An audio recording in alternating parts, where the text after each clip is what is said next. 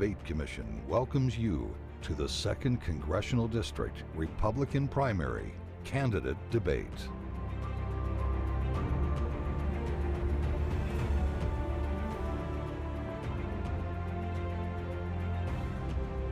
Welcome to a debate with Republican primary candidates running for Utah's 2nd Congressional District.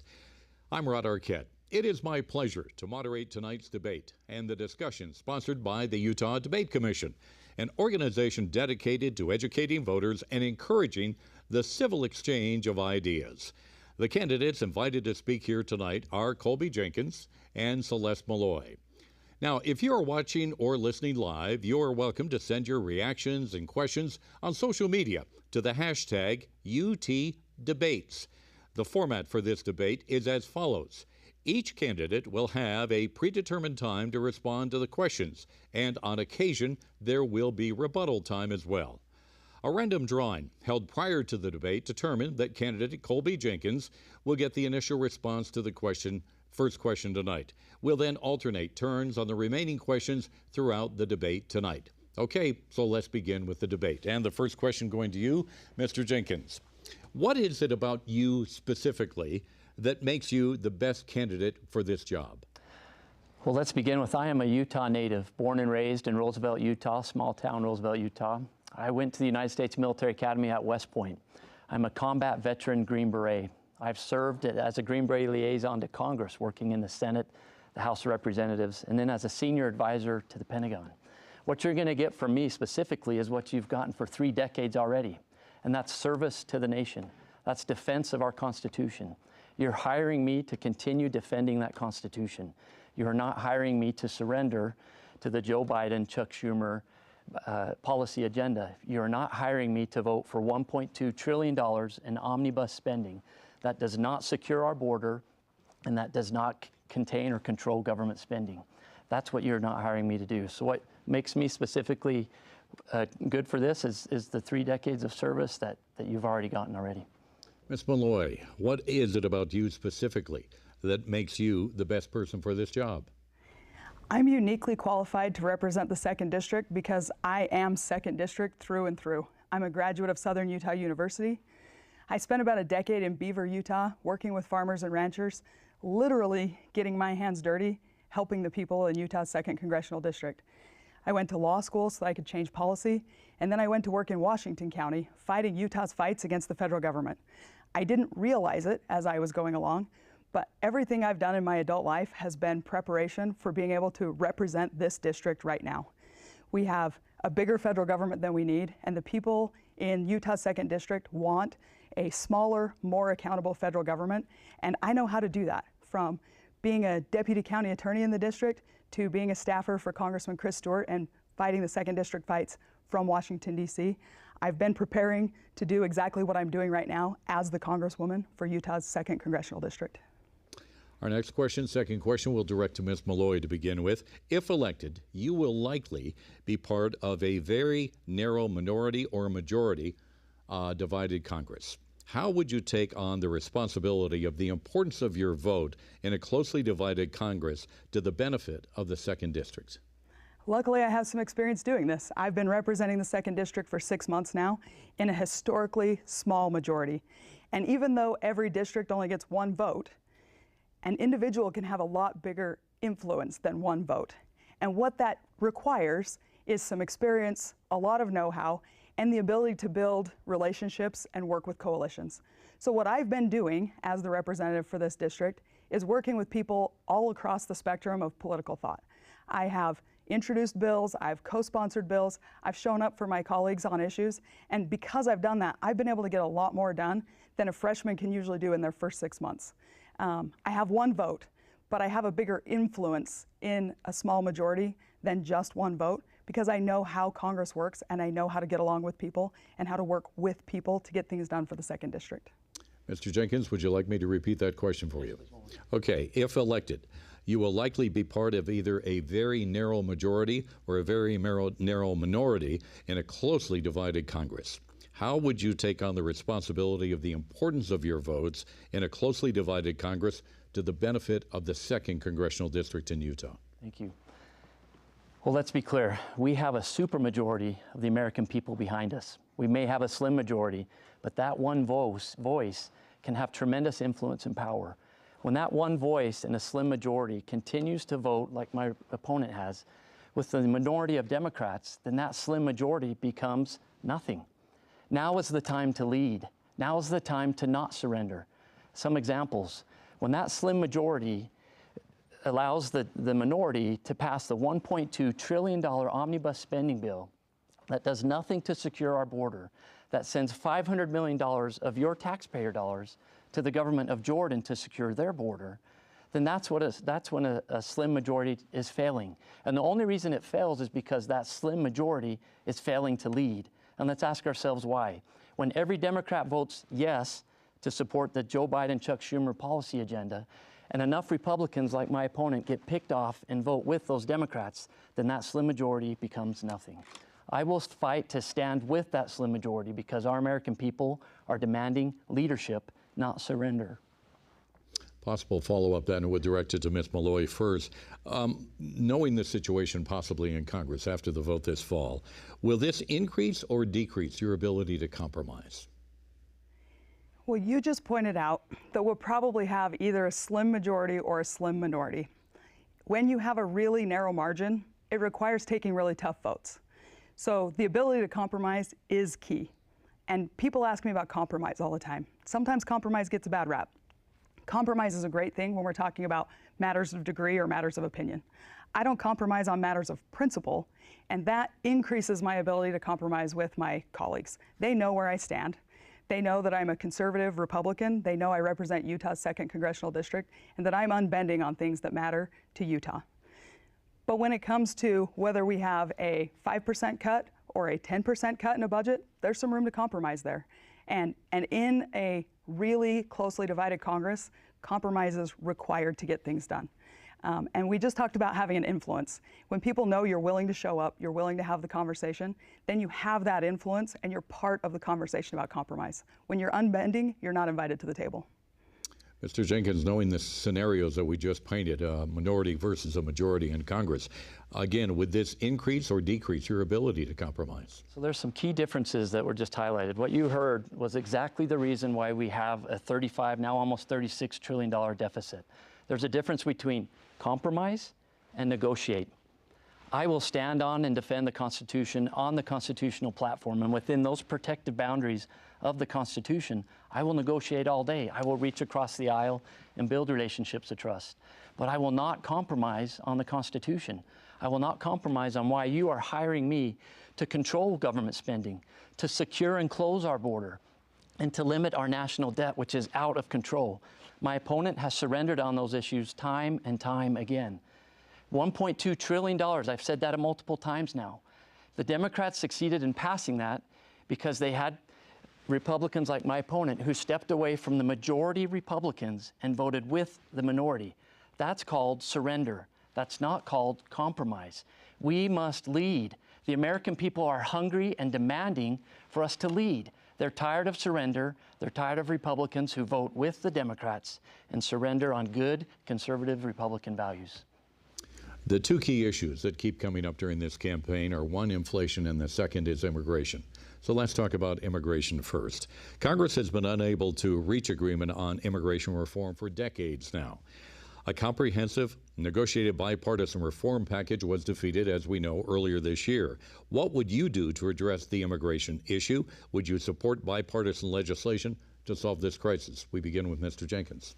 It begins with leadership.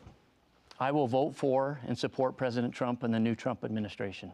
I've voted for President Trump before, and I will vote for him now.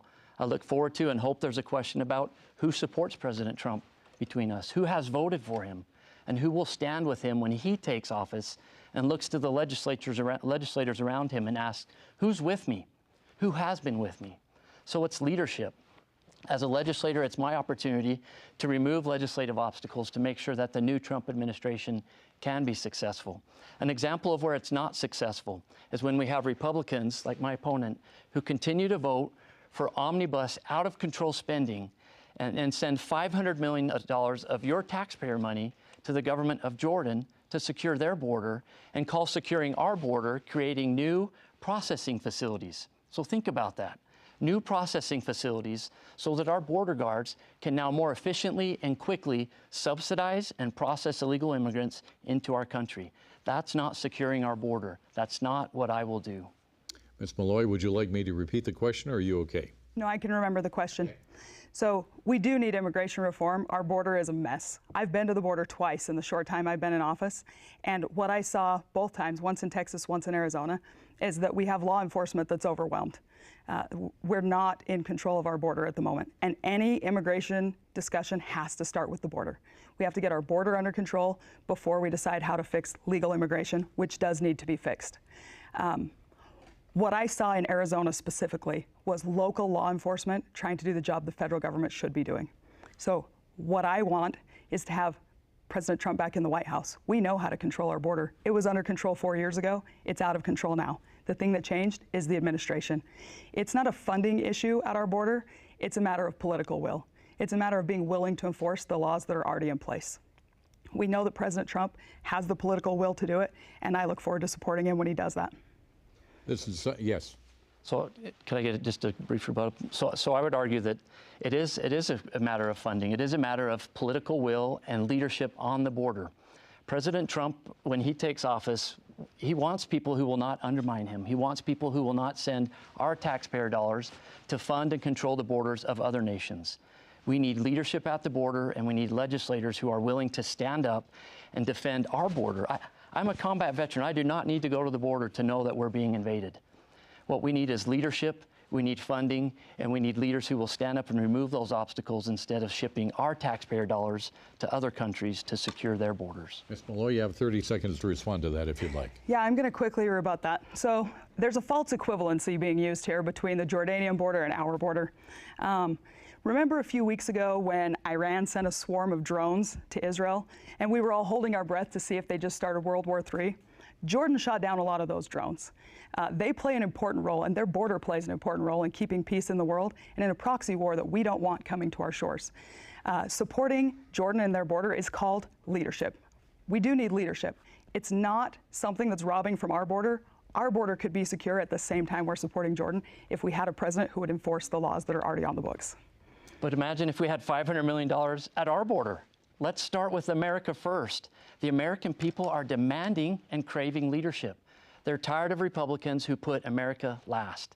That's what we're here for, to be hired to defend and fight for our country, to send money to defend our border, not the borders of other nations. Certainly we need to have defense in depth, but let's start with America first. That's what you're hiring me to do, not rationalize the defense of our security away from our nation. Ms. Maloy, your response to that? My opponent just said that wasn't a funding issue at the border and then said we needed $500 million at the border. The truth is, Congress could send as much money as it wants to the border right now, and until President Biden decides that it's actually a priority and instructs the people who work for him to enforce the laws we already have at the border, it's not a funding issue. In fact, when I voted for funding at the border, my opponent accused me of funding more coddling of people who shouldn't come across the border. What we need is political will at our border and to be a good ally to our allies in the Middle East. More processing facilities is exactly coddling. It's subsidizing immigration. Let's continue on the topic of immigration, but a follow-up on that. Mr. Jenkins, do you support President Biden's recent executive action that will temporarily shut down asylum requests each day once the daily encounters reach 2,500 between official ports of entries? Do you support his executive action? I support leadership. That's not the type of leadership that we need. Think about that, 2,500 illegal, us saying that that's okay, our leadership saying, hey, we can let in 2,500 more illegal immigrants, and then maybe we'll wake up and take action. That's not leadership. That's continued surrender. That's not what we're being hired to do. President Trump demonstrated that leadership. What we need to do is roll back or put back in place policies that we had before. Remain in Mexico in the catch and release. Turn off those incentives that are attracting such illegal immigration in droves. So what we need is not the type of leadership that President Biden is showing. We need leadership that President Trump had before, and legislators who will stand up and be there with him and make sure that the policies that he wants to create and that the legislature can support actually take effect. Ms. Maloy, where do you stand on President Biden's executive action? No, I don't support his executive action. I think this is a cynical political move. I think he's seen the same polls that we've all seen that show that Republicans, Democrats, Independents all agree that the border's out of control and that this administration is failing us when it comes to treating us like we're a sovereign nation. So he's taking a half measure to try to get credit without offending his base. So he's saying that he's going to take executive action at the border, but what he's doing is still allowing people to come across the border. What we need is an actual control of the border. We need a leader in the White House who's willing to take real steps, take criticism for it, and stand strong in securing our border. That isn't what's happening right now with President Biden. All right, let's move on to a different topic. The American people have seen very large bills covering an array of issues, both budget issues, bills in Congress. If you agree with the majority of the policies in a bill, but disagree with other portions of the bill, would you vote against it or vote in support as a compromise? Let's say in sports terminology, is it better to hit a single or a double rather than a grand slam? Is this my question? Yes, directed to you. I mean, I'm not very athletic, but even I know it's better to hit a grand slam. I also know that you can't hit a grand slam every single play. And I think the mistake we make sometimes as conservatives is that we want a grand slam every time, so we'll pass on singles and doubles. Part of the reason we have the bloated federal government we have now is that Democrats are willing to take a single every time, and they're willing to keep racking up runs and run up the score. As a general rule, I would like to see us voting on bills that are individual bills where we're voting on one issue at a time. The reality in a really closely divided government is you have to take tough votes sometimes.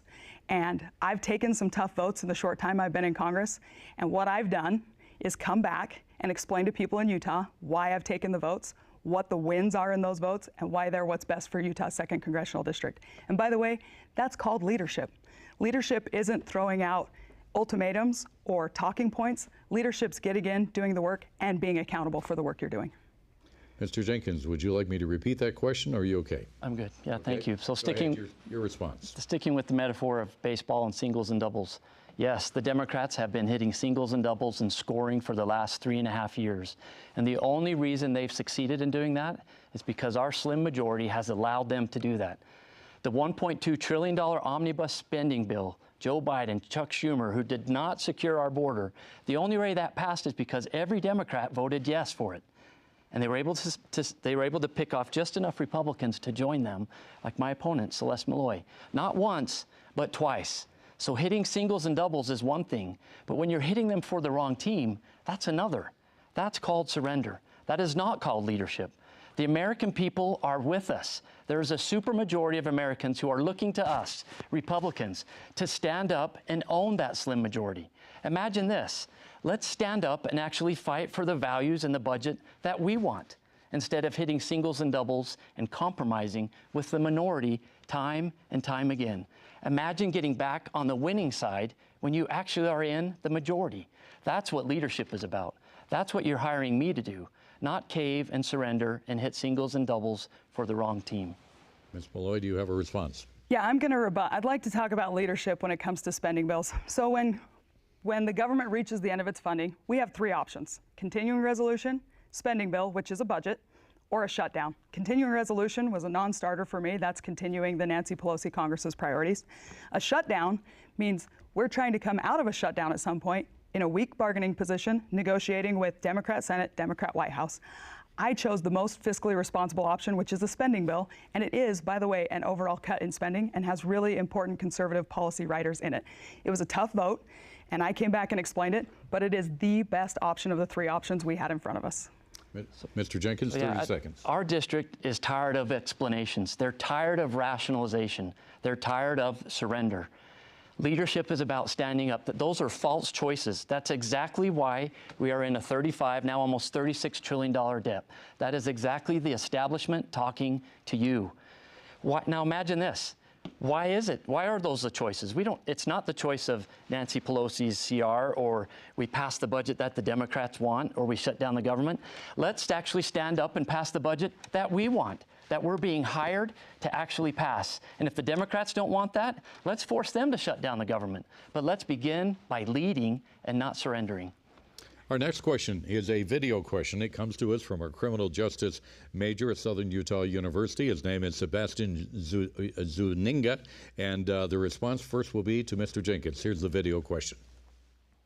Hello, my name is Sebastian Zuniga, and I am a criminal justice major at Southern Utah University. During my time over there, I have realized that Cedar City relies on water sources such as watersheds instead of reservoirs. So, my question to you is that how can you ensure that areas like Cedar City will have a steady source of water in the years to come? Thank you. Mr. Jenkins. So in our 2nd district, next to closing the border and securing the border, the #1 priority is fighting for and securing our water and our land. Our voters are not hiring me just to participate in this process. They're hiring me to lead. They're hiring me to fight and push back against the federal government, the bureaucracy, the overreach that's coming into our district time and time again. As I meet with local leaders, our county commissioners, they're just praying for and looking forward to the opportunity to work with the President Trump administration and have a change in the BLM primarily. But what they're also looking for is leadership. How can we trust our leader, our representative, who time and time again votes with the Democrats on their priorities instead of standing up and voting for our priorities? So let's think about that. Overlaying her record on how she will fight for our water and land, what's a bill going to look like? Are we going to get 4 wins for the Democrats because she's used to voting with the Democrats in the minority and only 2 wins for us? That's the type of incrementalism that you are not hiring me for. We want positive change in our direction and stop the incremental change in the direction of the Democrats. Ms. Maloy, your response to the questions about water in Southern Utah. Yeah, so first of all, go T-Birds. I always love to see one of the students from my alma mater getting involved in politics. Secondly, I live in Cedar City. I have a pretty high incentive to want to see good water planning, water policy happening in places like Cedar City. And this is where experience really matters. If you look at my resume, if you look at my work experience, you'll see that I've spent the majority of my life working in natural resources policy and specifically in water. A lot of people think they're water experts right now, and I actually am one. But this is a tricky question because water belongs to the state. The Utah Constitution specifically says that the water in Utah belongs to the state of Utah and the people. And as a federal representative, I'm very careful about that line. I have done a lot of water policy in my life, but I try not to get ahead of the state in their water planning. Right now, the state of Utah, the counties, the local governments are doing a really good job of looking forward and planning for long-term water policy. And my job as a representative is to support them and make sure that they have help getting through federal permitting and getting federal money when they need it. That's what I do because that's the right lane for your federal representative to be in. Just one quick Yes, 30 seconds. So this is a question, a contrast in being a bureaucrat and leadership. Leadership matters in this issue.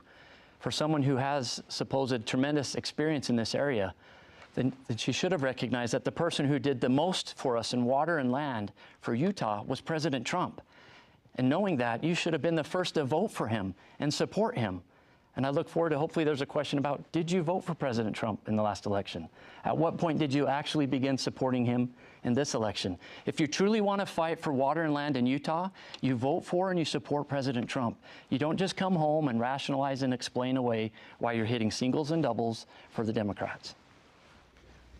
Next question has to deal with the Radiation Exposure Compensation Act, the extension bill. Yeah. It would continue to provide aid to downwinders, but it expired this past week. The House Speaker did not bring it to the floor of the House. Both Utah senators have voted against a bill extending it, citing its proposed expansion to cover more people and the additional $50 billion price tag. What is your position on the program extension? And we begin with Ms. Maloy. So I'm going to correct the premise of your question, first of all. So there's more than one bill for RECA extension. RECA is really important in the 2nd District especially. When we were doing above ground testing of nuclear weapons in Nevada, those mushroom clouds came right over the 2nd District, and families in Utah are still being impacted by that. It's important that we make sure this gets extended. The bill in the Senate that you said has the $50 billion price tag is not just an extension, it's an expansion to cover different kinds of exposure that should be handled separately. Different fact pattern, different situation, they should be handled separately. I have a clean extension, which means we just extend the program as is, that I introduced with Senator Leaf. So there's a Senate companion, a House companion, and I've been working with Jim Jordan, who's the the chair of Judiciary, which that bill goes through, and I've been working with Speaker Johnson to make sure we get that to the floor for a vote. There's also a bill out of Wyoming that marries up downwinders with uranium miners, and that could also move. But what we need is a right-sized bill to make sure that Utahns are protected, and that's what I introduced. Mr. Jenkins, your thoughts on the radiation exposure compensation bill? Yes, similar to with our promises to our veterans, we must honor promises that we've made, our government has made to those who've been affected by our actions and by answering the call for, like she alluded to the testing and the effects of that. But here's where we roll back to, how can we trust the leadership and the rationalization of my opponent when she continues to put our priorities, our conservative Republican spending priorities, on the back burner to what the minority party is demanding. If we want a clean bill, what does that clean bill look like? How many of our Republican priorities are going to be in that have not been compromised to the minority Democrats? So back again where I began with, we have a supermajority of American people on our side. We have a slim majority, but we need to stand up and lead. We cannot lead from a position of weakness by continual compromise, stepping away from Republican values that allow our principles to no longer have a seat at the table. And so that's why we're continuing to lose these types of battles, because that leadership does not begin from a position of strength. Instead, it begins from a position of hitting singles and doubles for the other team. Ms. Maloy, do you have a response? Yeah, just a quick lesson on what a clean reauthorization means. It means it reauthorizes the program exactly as it is. There are no other priorities thrown into the bill. For 2 years, it would reauthorize the Radiation Exposure Compensation Act and take care of the downwinders in Utah exactly the way it's been. The bill out of the Senate has a lot of other priorities in it, way too big of a spending price tag. That's why that bill can't pass. It's collapsing under its own weight. And what I'm working with leadership and with my colleagues in the Senate on is a clean reauthorization. Mr. Jenkins, a response. So once again, I question and I do not trust her voting record speaks for how she has represented us and the types of bills and compromises that she is willing to take. When you vote not once, but twice for the Joe Biden, Chuck Schumer omnibus spending packages, that's not what Republicans are being hired to do. When you vote not once, but twice for warrantless wiretaps on U.S. persons, that's not what Republicans are being hired to do. So I question the leadership and the ability for her to bring bills to us that are actually worthy of Republican values. Candidates, thank you very much for your answers so far. We have now reached the halfway point of the debate. Once again, debate featuring Republican primary candidates in Utah's 2nd Congressional District, Colby Jenkins and Celeste Maloy. Once again, I'm Rod Arquette. We encourage you to submit questions during this live broadcast. Use the hashtag UTDebates on social media. Now, let's get back to the debate. We begin with a question to Mr. Jenkins first.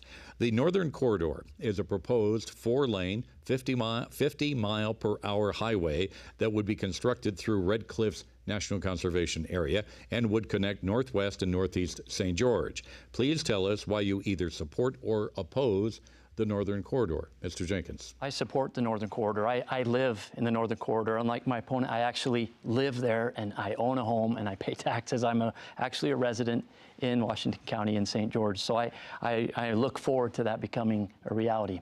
This is a prime example of federal government overreach. This opportunity was actually on its way to fruition and to reality until the Joe Biden administration came into power.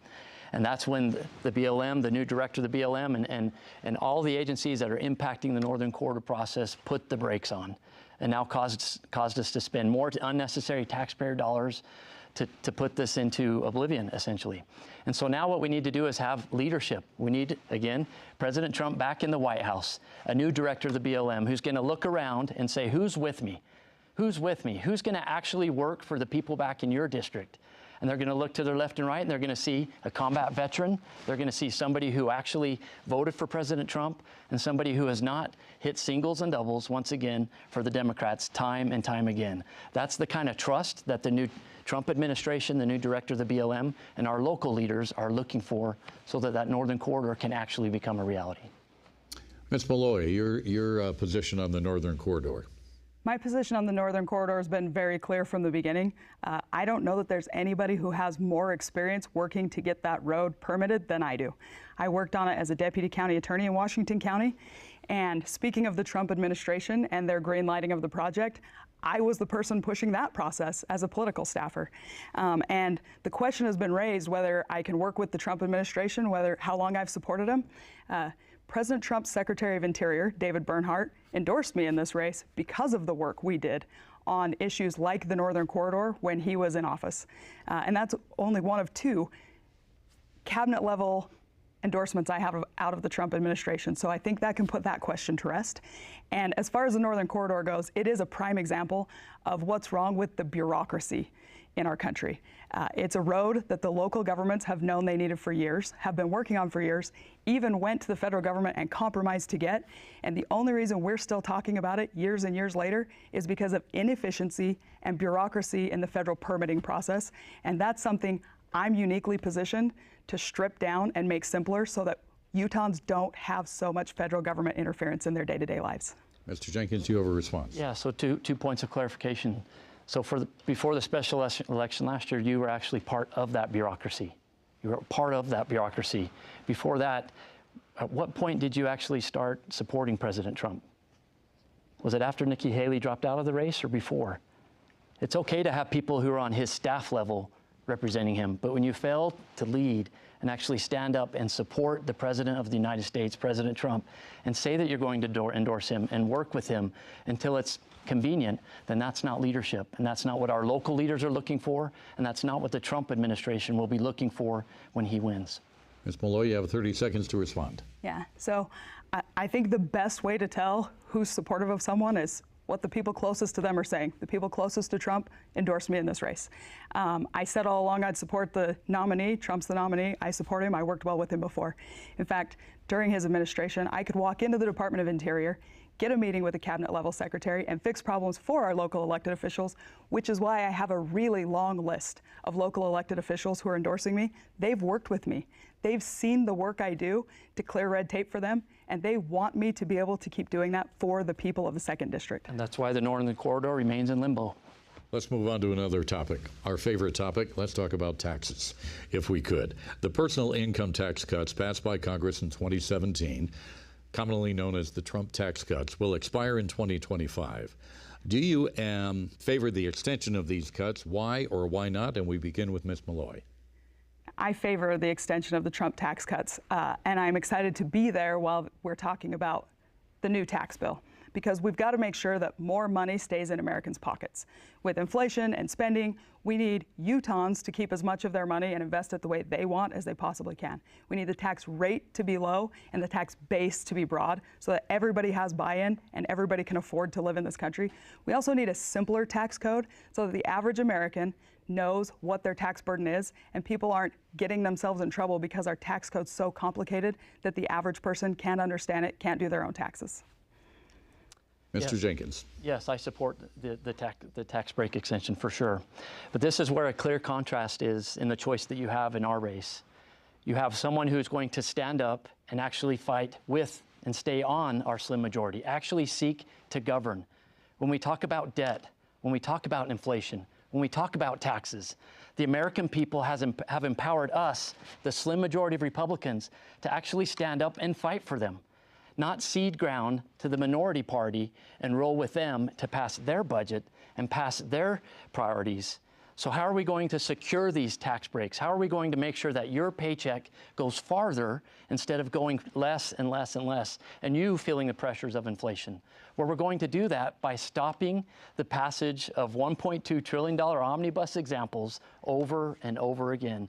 When we have Republicans in the Congress who continue to do that, then there's going to be little benefit to the tax breaks that we get, because we will continue to feel the pressures of generational debt and inflation that we continue to buckle under. We must stand up and lead as Republicans and not surrender.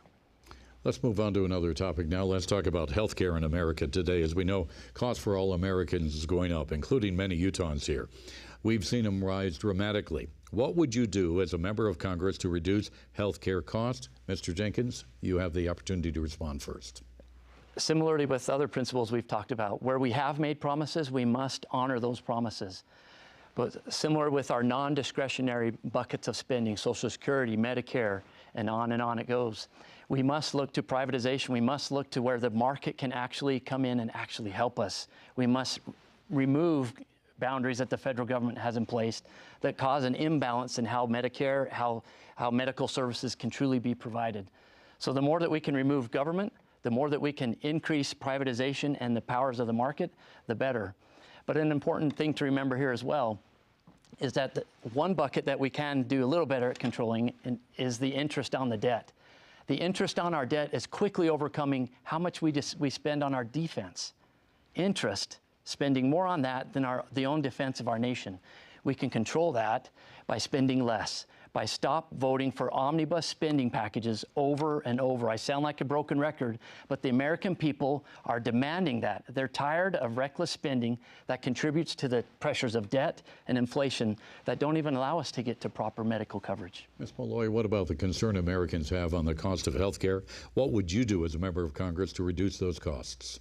This is a huge concern. When I'm out talking to people in Utah, I hear a similar story from a lot of our seniors that they lived within their means, they saved for retirement, they own their homes, they've done exactly what they were supposed to do, and the thing that they couldn't have accounted for is how much their prescriptions cost now, and it's eating into their fixed income. I've worked a lot with the independent pharmacists in Utah, and they face a similar problem to what we have in the government. There's too much bureaucracy in the healthcare system. There are middlemen between the patient and the prescription provider who are running up costs, and it's hurtful to the small businesses in Utah that are anchors to the main streets in our small towns. It's also hurtful to the people who need the prescriptions. So what we need to do is simplify this process so that people who have worked hard, paid their way, saved up, aren't going broke in retirement because they can't afford their prescriptions. We need to apply the same thing even to privatized healthcare that we're talking about in government. Remove a lot of the red tape, remove a lot of the middlemen, and have healthcare decisions be made between patients, doctors, and providers. So we must ask ourselves, why are those paychecks from the fixed income going less and less? Why are they not going as far as they used to? Generational debt, inflation. Where does that come from? It comes from members of Congress who continue to pass omnibus, out-of-control spending bills. Those members of Congress who have done that during this most recent history are every Democrat who voted yes for both omnibus bills and my opponent. Not once, but twice. So yes, prescription drugs are becoming more expensive, but those paychecks aren't going as far because our leadership continues to give them a bill of goods that they cannot afford. Ms. Maloy, 30 seconds to respond. I'm going to rebut that because the problem with government spending is the spending that happens outside of the appropriations process. During the last Congress, when we didn't have a majority in the House, we passed huge spending bills like the IIJA and the ironically named Inflation Reduction Act. The bill he keeps talking about that I voted for is a budget, and it was a cut. So what we need is for Congress to be spending money through the appropriations process and cutting back every year, which is what we're doing, and not passing these big outside of the appropriations spending bills. Those do cause inflation, and the only thing standing between us and those kind of bills right now is the slim majority in the House of Representatives that I'm part of. Let's move on to another topic now. Can I just get one brief point on the cuts? Very quickly. So this is a perfect example of Washington, D.C. math. When you expect to gain 10 pounds, but you only gain 8, that's not a cut. You still gained 8 pounds. That's the precise reason why we are now in 35, now almost $36 trillion of debt, because of those cuts that legislators like my opponent continue to justify on your backs. Those are not cuts. Let us be clear, those are not cuts. And that slim majority will not exist as long as we do not govern as a slim majority. Ms. Maloy, you have 20 seconds. They are in fact cuts, and one of the most important things to note about that bill, a minibus bill and the cuts, is that we broke the parity between defense and non-defense spending. So the non-defense cuts are actually quite large, and we increased defense spending, which is important because China's outspending us in military technology. So we not only moved to catch up with China, but also ended up with an overall cut while doing that. All right, let's move on to another topic now. $36 trillion in debt. How's that a cut? With the Dobbs case, the U.S. Supreme Court returned the regulation of abortion to the states. However, we have seen recent debate that there should be a federal legislation on this issue of abortion. Would you support legislation that allowed abortion up to 15 weeks? Why or why not? We begin with Ms. Maloy. Yeah, I've been consistent on this one. I am unapologetically pro-life. I wouldn't support any legislation that allows abortion. I am supportive of the Dobbs decision and this being returned to the states. If there's a federal bill banning abortion, I'm not going to pass the opportunity to vote in favor of banning abortion. But I want it left to the states. I think the states are better at making these decisions, but too often we get caught up in these debates over how many weeks and what the exceptions are. And I think as Republicans, we do this a lot. Instead of staying focused on the end goal, we get caught up in the short-term debate. The end goal is we want to protect life. And that's where I am. I'm all in on the end goal of protecting life. Mr. Jenkins, your thoughts on a national ban on abortion or 15 weeks? Where do you stand? I support life. I protect life just like I've protected this nation with my life. It's important that we do that. I support our Constitution. The Constitution and our method of federalism right now has the abortion laws pushed down to the states, and that's where it needs to be right now. That's the law of the land. But let's take a closer look at the contrast again that you have in the choice before you.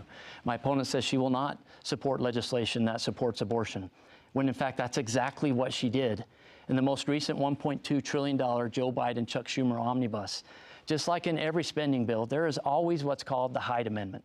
That's gone back, and that's been in every appropriations bill for decades. That specifically prevents federal funding from funding an abortion. But what government doesn't tell you in the establishment is what happened in this bill. More than $2 million went to a clinic that performs late-term abortions to make sure they have the most standard, up-to-date equipment. On and on we go. So you can say that you don't support legislation that supports abortion when in fact you supported a spending bill that provided more than multiple millions of dollars to late-term abortion clinics. That's not protecting life. Ms. Maloy, your response. It's naive to think that the Hyde Amendment is an automatic amendment that goes into every spending bill. Republicans work and fight for that every year, and particularly this year, right after Roe v. Wade was overturned, the Hyde Amendment was a big fight.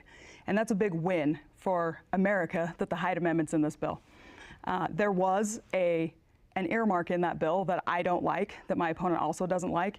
Had we not let the bill pass and we'd have had to negotiate to come out of a shutdown with the Democrat Senate, there would have been a lot more earmarks and riders in a big omnibus to end a shutdown than we had in a bill that was actually negotiated by the Speaker of the House, not just by Chuck Schumer and Joe Biden. Mr. Jenkins. So once again, pattern of rationalization, pattern of surrender. If you fought for the Hyde Amendment, then fight for life. Fight to say it's not okay to have multiple millions of dollars going to a clinic that performs late-term abortion. Put that bill on the Democrats. It's not our job to fund the government. It's our job to control spending. If the Democrats want to close the government, then that's their call. We stand up and fight for our Republican conservative values. And one of those is life. It's not rationalization. It's not saying it's okay to do earmarks and cave into the Democrats. It's actually standing up and leading. That's what we're being hired to do. Candidates, we have about 8 minutes now to the closing statement. Let's move on to another topic. Depending on who you talk to, anywhere from 65% to 70% of land here in the state of Utah is controlled by the federal government. One of the long-standing arguments, of course, between the state and the federal government is the management of those federal lands. How do you propose to negotiate and improve those federal and state relationships in the future? We begin with Mr. Jenkins. Yeah, it begins with leadership, and I've said this multiple times, and that leadership is President Trump. We need to get him back in office so that we can return to the better days of our water and land that we had under his administration. Once he gets into administration and we have a new director of the BLM, we have a new director of the EPA, and the whole tenor and tone of management of our lands changes, those people, those new teammates are going to look to us, our Utah legislators, and say, who's with us? Who's with us? Who voted for us? Who's with us from the beginning? And that's me. That's a clear contrast in the choice you have before you. I voted for President Trump twice before. I voted for him in this year's primary, and I will vote for him again. That type of unwavering support, not the ability to, not the desire to undermine as Republicans have done in the past, or to hold your cards and wait till it's clear that you can support him, like my opponent has done. That's not what's going to allow us to negotiate effectively and proactively and positively on behalf of our lands and water with the new Trump administration. Ms. Maloy, let's talk about federal lands and the relationship between the state and federal government. We need structural change. The relationship between the state and the federal government is broken in a lot of areas, and federal land's probably one of the easiest examples to cite in this state. The federal government is overreaching its authority every day, and Congress has historically delegated that authority and not taken it back. It's time to take that authority back so that it doesn't matter who's in the White House. Utah still has say over what happens on its land. I'm working with my colleagues right now to make sure that we pull back some of that authority and make sure that federal agencies know that they don't have the authority to do whatever they want on our land.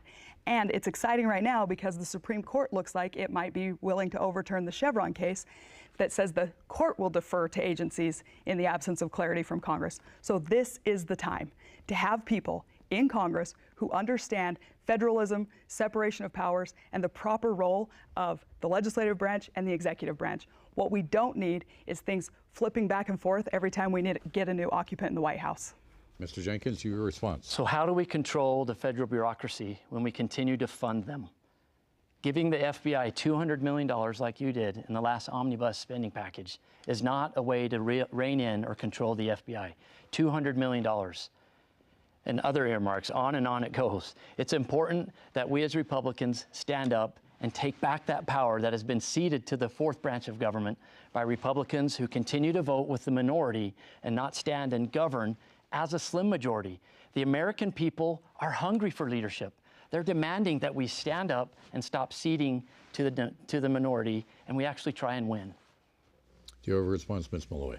I mean, the question from my opponent was, how do we strip down the federal government if we keep funding the government? And the answer is the Constitution actually requires the House of Representatives to pass spending bills to fund the government. But what we need is a right-sized government. And we always talk about it when we're passing the budget, but it's got to start before that. We've got to get rid of the things that our government's doing that it shouldn't be doing. And then we're funding the appropriate size of federal government. We need a smaller, more accountable, more responsive federal government. And now's the time to do that, because right now, even Democrats in Congress are saying that we need less government. Mr. Jenkins. How are we making government smaller when we continue to fund the Joe Biden, Chuck Schumer $1.2 trillion omnibus spending package? Imagine if Republicans who had the majority, we still have the majority, imagine if they had stood up and said no. Simply no. But yes to a budget that we support, that actually decreases federal spending, that actually decreases the overreach of federal government. That's not what happened this year. That's not what my opponent has voted for, not once, but twice has she done that. That's not okay, and that's not what you're hiring me to do. Ms. Maloy, you have 30 seconds. So funding a government through a bill that was negotiated by Mike Johnson, the most conservative Speaker of the House we've had in our lifetime, is not the same thing as ceding to Democrats. And anyone who tells you that they will negotiate, but then goes out on the campaign trail and trashes the Speaker of the House is naive about how much they're going to be able to get done in Congress when they're fighting their own team and insulting their own team. The House and the Senate are different. The Senate's in the minority right now. We have the majority in the House, and it's important that we show the American people that we can govern. One quick. Mr. Jenkins? That's exactly the establishment for you. Circling the gravy train wagons, protecting their own, because business as usual is business as usual. How many of you are tired of business as usual? How many of you are tired of someone who will say, hey, I'll just get in line and do what you tell me to do? That's not what you are hiring me to do. You are hiring me to be your voice and to stand up to the Speaker of the House if that's what it needs to be. You bet. You are hiring me to stand up and fight for you, not take a number and get in line and say yes, sir, and yes, ma'am, to the Speaker of the House. That's not what you're hiring me to do. 30 seconds. Well, he's right about one thing. Nobody should ever get in line and just do what leadership tells them. I've voted against continuing resolutions that came out of leadership, but they always heard it from me first. Leadership is taking the tough votes on behalf of your constituents, owning those votes, explaining those votes, and being consistent. That's what you've gotten from me for 6 months. That's what you'll get from me in a full term. Not talking points, not red meat. You will get leadership, tough votes, and accountability. All right, we've got 3 minutes before the closing arguments, but let's talk for just those 3 minutes about trade. Both President Biden and former President Trump have proposed placing tariffs on Chinese goods. These tariffs would have the impact of raising consumer prices here at home. What is your position on leveling tariffs against China? Ms. Maloy. During the last administration, we tried tariffs against China, and it was actually pretty effective. Generally speaking, I don't like using tariffs to try to level the playing field because it increases the cost of goods. But right now, China's a bad actor on the world stage, and they need to know that we're serious about standing up to them. So I would support going back to the tariffs we had during the last administration. And we've also got to increase our military technology and make sure China knows that they're negotiating against a strong America. We'll get peace through strength, and we don't project strength onto the world stage when we're not investing in our military and our military technology. Mr. Jenkins. Yeah, the fewer times that the government can be in the business of picking winners and losers, the better. But in this case, China has certainly gotten ahead of us, and that stems directly back to a failure of leadership. We need, again, President Trump back in the office so that we can level that playing field and make sure that our U.S. industries, our businesses can actually compete without having to take their lumps from the Chinese government. But let's ask ourselves, why is China eating our lunch? Why are they owning more of our border than we do? Well, that's because we failed to secure our border. When we continue to send money to secure the borders of other nations, we send China a clear and distinct message. Come and take our lunch money. China looks at our border as the smokeless battlefield. They continue to infiltrate the precursors to fentanyl that are killing our American youth by the tens of thousands without even pulling a trigger. That's why our American people are tired of legislators, tired of politicians who will continue to compromise on putting America first. You are hiring me to stand up, close the border, and secure it for you, not send money or compromise on what America needs first. Final question for you. We have just a minute or two before closing statements. This question keeps on coming up during the debate. So we'll begin. Who do you plan to vote for in the 2024 presidential election? Mr. Jenkins. So I've answered this question throughout. I voted for President Trump twice before. I voted for him in this year's primary, and I will vote for him again. And I look forward to standing shoulder to shoulder with the Trump administration over and over again. Some of the difficulties that President Trump had during his first administration is because he continued to encounter Republicans who were content in undermining him and making sure that his agenda, like repealing Obamacare, there were senators, one in particular, who voted against President Trump and defeated that effort to repeal Obamacare. Mr. Jenkins, we need to move on. Ms. Maloy, I would like your response to that. Who will you vote for in the 2024 election? I'm going to vote for Donald J. Trump. I've been consistent saying I'll support the Republican nominee, and that's exactly what I intend to do. And I also look forward to working shoulder to shoulder with his administration like I've done before. We now have reached the end of the debate this afternoon. A random drawing held earlier determined that the first closing statement would go to Ms. Maloy. And now, Celeste Maloy, your closing remark. Thank you. I'm your Congresswoman for the 2nd Congressional District. I started this journey a year ago, and it was an improbable journey. I'm not somebody who's always sought political office, but I am someone who's always sought to serve and sought to do the work. I was at an event recently where somebody said, you should decide who to vote on by seeing who's been involved all along, and that's me. I didn't have a plan, I wasn't headed for Congress, but we need more Utah and DC. And I am as 2nd District as someone can get. I have been working with the people at the grassroots in the 2nd District my entire adult life. You know what you're going to get from me because I've already demonstrated that I will be transparent, I'll be accountable, I'll be on the ground, I'll be very active. I show up for the people of the 2nd District, and I hope they'll show up for me because I am just getting started on making sure that we have a loud voice in Washington for a smaller, more accountable government. I have a long list of endorsements of people who've actually worked with me, who know me, who've seen what I'm capable of, who can vouch for the time that I've spent making sure the people in the 2nd District have a better life. So please go to my website, celesteforutah.com, look at what I've been doing, and I look forward to getting your support and to representing this district for a full term. Thank you very much. Now, Colby Jenkins, your closing remarks. As I've been on the campaign trail over and over again, I get asked, what gives you hope?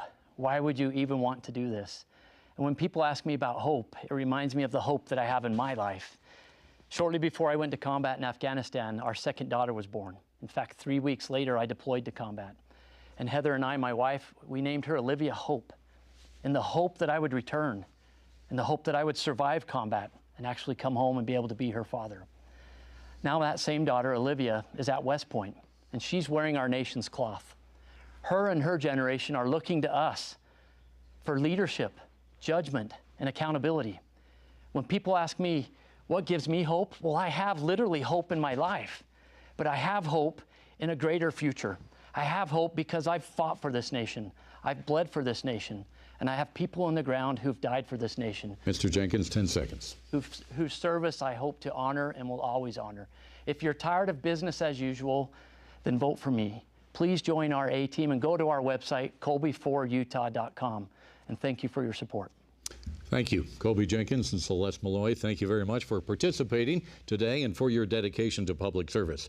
Election Day is Tuesday, June 25th. Contact your county clerk if you have any questions about making your vote count in this election. We greatly appreciate PBS Utah for donating the production facilities to broadcast this debate. We also are grateful to the Larry H. and Gail Miller Family Foundation, Zions Bank, the George S. and Dolores Story Eccles Foundation, and the Stewart Family Foundation for their generous support of the Utah Debate Commission. This debate and others from previous years are available online at utahdebatecommission.org. I'm Rod Arquette. Thank you very much for joining us, and have a good day. You've been listening to live coverage here on KSL News Radio of debate in the 2nd Congressional District with Celeste Maloy, current Congresswoman Celeste Maloy, and Colby Jenkins. Yeah, the 2nd District, we've got another couple debates coming up later on today. At 2 p.m., you'll have Paul Miller and Blake Moore debating for District 1, and then coming up at 6 o'clock tonight, it'll be the Senate race. Yeah, that will include John Curtis, Trent Staggs, Jason Walton, and Brad Wilson. I think the best moment of this debate was... I'm not very athletic, but even I know it's better to hit a grand slam. I also know that you can't hit a grand slam every single play. And I think the mistake we make sometimes as conservatives is that we want a grand slam every time, so we'll pass on singles and doubles. Part of the reason we have the bloated federal government we have now is that Democrats are willing to take a single every time, and they're willing to keep racking up runs and run up the score. As a general rule, I would like to see us voting on bills that are individual bills where we're voting on one issue at a time. The reality in a really closely divided... And then Colby Jenkins returned and said that, yeah, those singles and doubles that you're hitting, Miss Maloy, are for the Democrats. So hitting singles and doubles is one thing, but when you're hitting them for the wrong team, that's another. That's called surrender. That is not called leadership.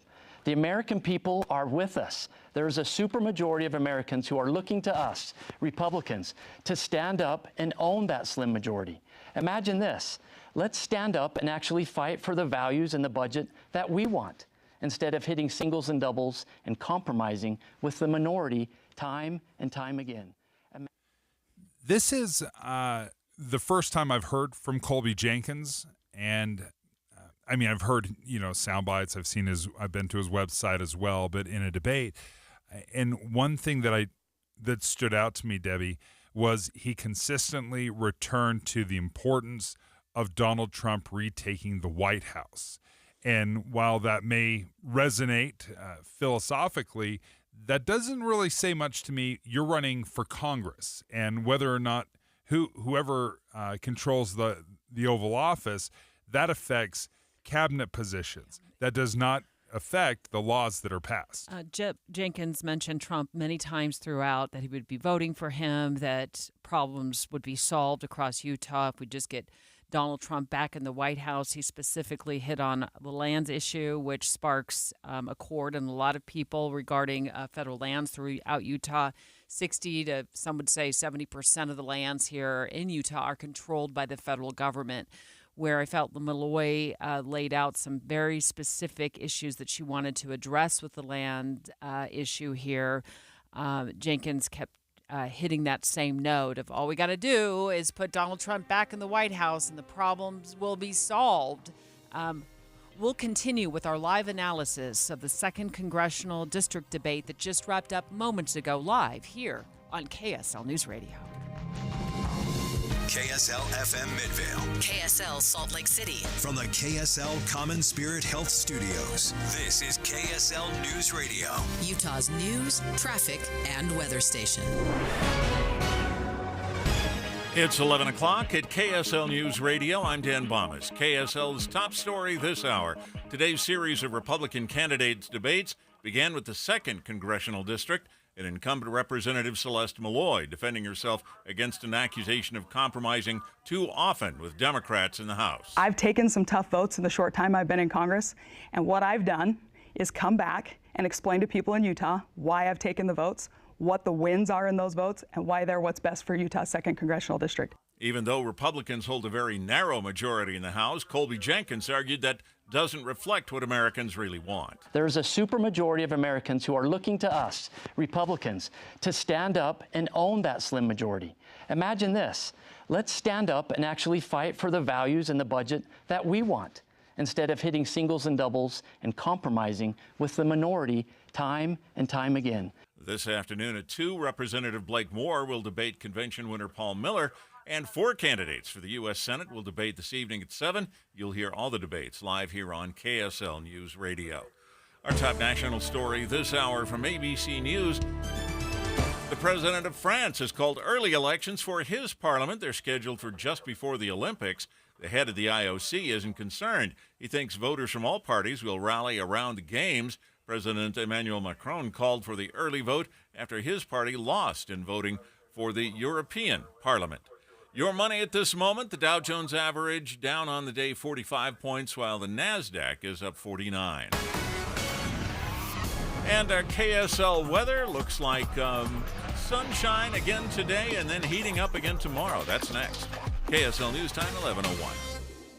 Here's a way to get breaking news updates anywhere you go. At the store or in a work meeting, you can get breaking news on your phone. You can quickly read it, swipe, or click for more. It's super discreet, super fast. That's the app for KSL News Radio.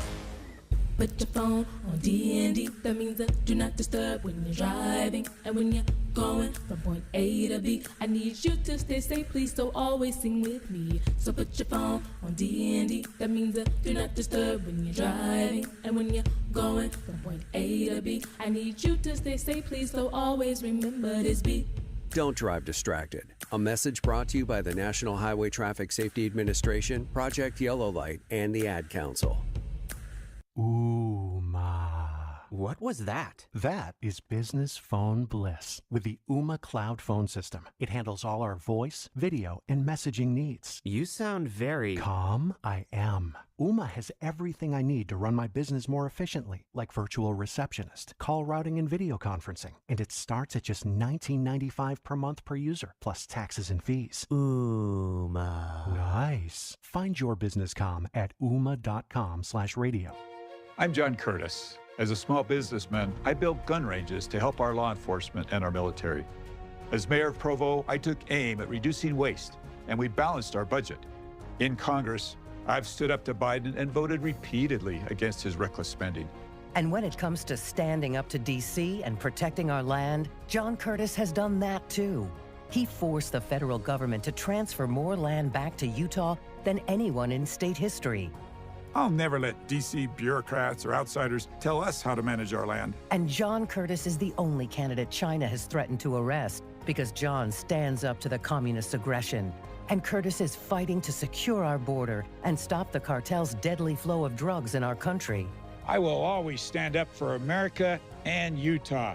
That's why I approve this message. John Curtis, conservative Republican for U.S. Senate. I'd be honored to have your support.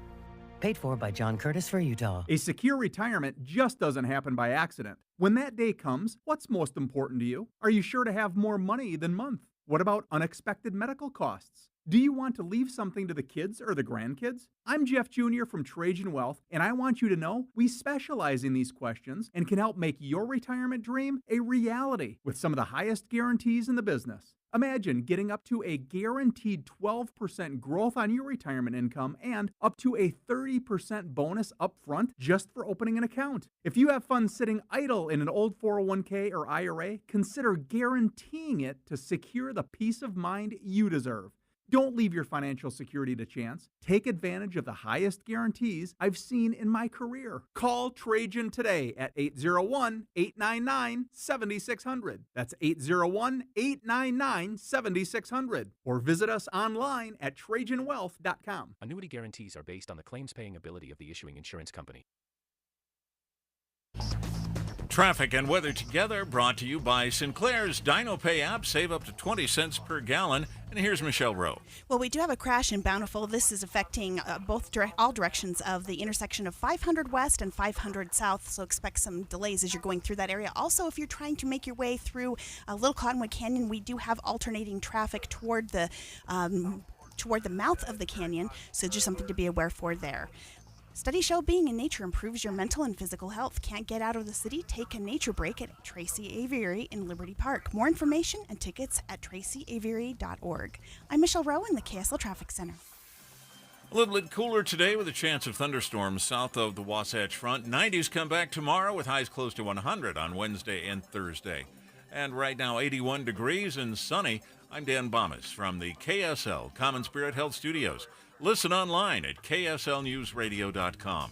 We're Utah's news, traffic, and weather station. Dave and Dejanovic, your morning companions for talk, analysis, and key perspectives on Utah's biggest stories on KSL News Radio. Our continuing live coverage right now of the debates in the 2nd Congressional District that just wrapped up moments ago. Boyd Matheson joining Dave and I in studio right now, and Colby Jenkins, who's challenging Celeste Maloy in the 2nd Congressional District, seemed to hit one note and hit it quite often. Yeah, it begins with leadership, and I've said this multiple times, and that leadership is President Trump. And when he was talking about leadership, there were 3 specific things that he went back to consistently. He talked about the $35 trillion in debt, the national debt, the spending bill, the $1.2 trillion spending bill that Celeste Maloy voted for, and then also how he thought a lot of these problems that we have in the state would be solved if we just reelected Donald Trump. And those were 3 things. Just about on any question that was asked, he tied back to either the debt, the spending bill, or reelect Trump. And Boyd, where I felt Celeste Maloy shined as she came to the debate to give specifics about not only her track record, but also her vision. What was your takeaway? So I think one of the interesting things, and I actually talked about this with Tim and Amanda this morning, of how we listen to debates. And when I listen to debate, I'm always listening, are they talking in sweeping generalities or talking points? And are they locked into those? Or are they giving me specifics in terms of principles and policy? And this is one of those debates that it was a tale of 2 candidates. You had one in Colby Jenkins who had a high-level vision that he wanted to hit. And, Dave, you hit all the points that he hit over and over and over again. And then you had Celeste Maloy who wanted to get very specific. That is her wheelhouse in terms of being specific on policy. And so it was really interesting. It's an interesting compare and contrast. Some political consultants will say, all you got to do is get the talking points, and that's what people are going to remember. And so they kind of go down that path. Others are, let's get to the specifics. I think one interesting example of that was around the issue of water and asking about water. And Colby Jenkins went back to the leadership question. We can't give in to Democrats. We can't be hitting doubles and singles for the Democrats. And so he went down the rhetorical path, where Celeste Maloy went very specific in terms of what this water is, what this means, what it means to the 2nd District. And so very almost wonky politics, policy stuff. But that's really her wheelhouse and where she's strongest. I don't think we have any specific sound from the debate turned around and cut yet to replay. But I wrote down some notes, and Maloy went out and up from the podium and said, people like to talk and say they are experts about water. I am the water expert. And in fact, she says her role, because the water rights belong to the state, her role back in D.C. and even before being elected to Congress as a staffer back there is to be in support of the state's water policies and the state's water rights. She was very specific about that, but she boldly said, I am the expert on water. Yeah, and I think getting it back to that federalism component, which I think especially the folks in the 2nd Congressional District, they get it. If Washington's making the policy on water, that's not a good day for the state of Utah.